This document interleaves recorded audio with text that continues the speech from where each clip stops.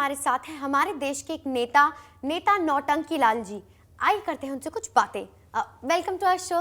नमस्कार। नेताजी, पानी की समस्या कम करने के लिए आप क्या कर रहे हैं? इंतजार। इंतजार? किस चीज का इंतजार? किसी बड़ी समस्या का।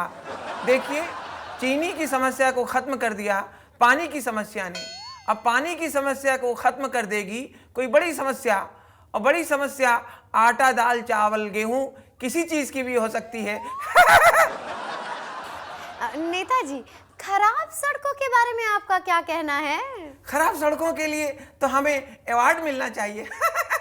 वो किस लिए? अब देखिए, मान लीजिए आप दही लेकर रिक्शे में बैठी और रिक्शा हिचकोले खाता हुआ जा रहा है, हिलता डुलता जा रहा है। जैसे ही आप घर पहुंची तो दही घूम घूम के पूरा लस्सी हो गया, तो लस्सी का पैसा भी बच गया। मान लीजिए किसी के गुर्दे में पथरी है और वो भी इसी झूला सड़कों पे हिचकोले खाता हुआ जा रहा है, तो बहुत बार देखा गया है कि उसके गुर्दे से पथरी निकल गई है।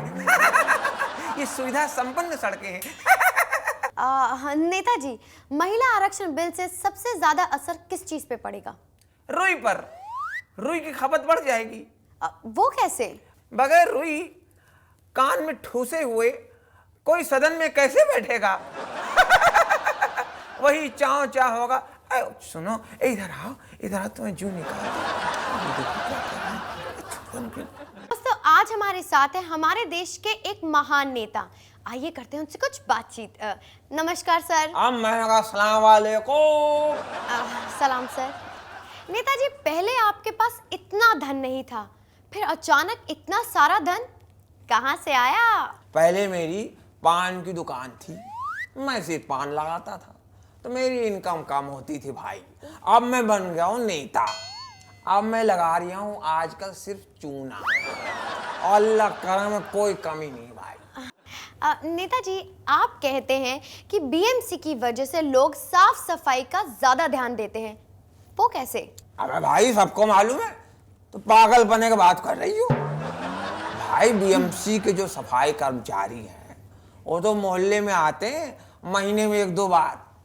अब मजबूरी में बाकी टाइम लोगों को खुद ही सफाई करनी पड़ती है, तो बीएमसी की वजह से सफाई हो रही कि नहीं हो रही? नेताजी, आपको क्या लगता है आपके एरिया की सबसे बड़ी समस्या क्या है? भाई, समस्या है नहीं थी।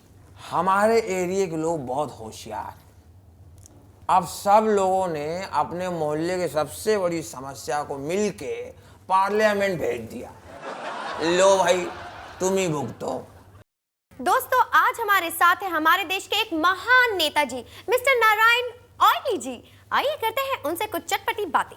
स्वागत है आपका sir. Hello hello hello hello. Sir, Mumbai के समंदर में तेल ही तेल दिख रहा है, ऐसा क्यों? खूबसूरत लड़की, तुझे याद होगा हर चुनावी सभा में मैंने जनता से वादा किया था कि मैं तेल की नदियां बहा दूंगा।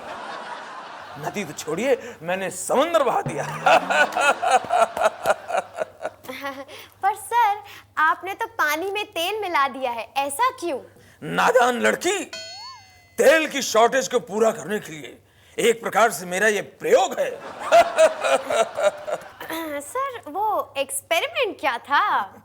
नादान लड़की, सबको पता है दूध जब कम पड़ता है तो लोग पानी मिलाकर उसे बढ़ा देते हैं।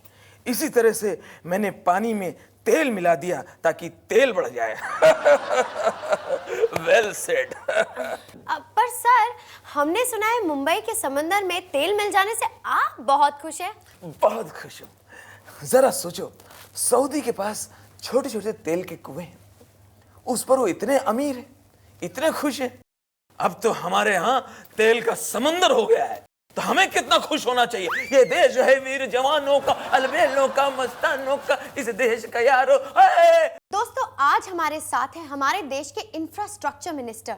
आइए करते हैं उनसे कुछ बातचीत। Welcome sir. नमस्कार। सर, जिन सड़कों पे बहुत ज्यादा ट्रैफिक होता है, बराबर है, उन सड़कों की संख्या दुगनी करने का आपने वादा किया था। बराबर है। उसका क्या हुआ? अरे बाबा, दुगनी किया मैं, तुला माहित नहीं? अरे दुगनी किया मैं। वो जितना भी ऐसा रोड है ना, उसके बीच में मैं डिवाइडर बना के दिया, तो दुगनी हुआ कि नहीं? हुआ ना? सर, लेकिन उन सड़कों का क्या जिनमें बहुत सारे गड्ढे हैं? अरे बाबा खड्डे मांगता है रोड पे। कितना रोड पे खड्डे हम लोग बना के छोड़ के दिया। अरे बाबा खड्डे रहते ना, वो स्पीड ब्रेकर का काम करते, तो हमको सेपरेटली स्पीड ब्रेकर बनाने का जरूरत नहीं है, तो टाइम भी बचता है, पैसा भी बचता है। तो आप पैसे बचाने का ही सोच रहे हैं। नहीं नहीं, ऐसा ना है, पर पैसा बचता है। अभी देखो खड्डा रहेगा तो आदमी गाड़ी धीरे चलाएगा, तो एक्सीडेंट नहीं होएगा, बराबर है। और रोड पे जगह जगह खड्डा आता है तो ड्राइवर ऐसा ऐसा ऐसा ऐसा खड्डे से ऐसा जाता है, तो उसको नींद नहीं आएगा, तो एक्सीडेंट नहीं होएगा। इसलिए रोड पे खड्डा बहुत इंपॉर्टेंट है। सर लेकिन रोजमर्रा की जिंदगी में ऐसे सड़कों पे चलना बहुत मुश्किल होता है। अरे बाबा नया जनरेशन जो है ना, उसको वही मैसेज देने का है कि जिंदगी के रास्ते आसान नहीं है।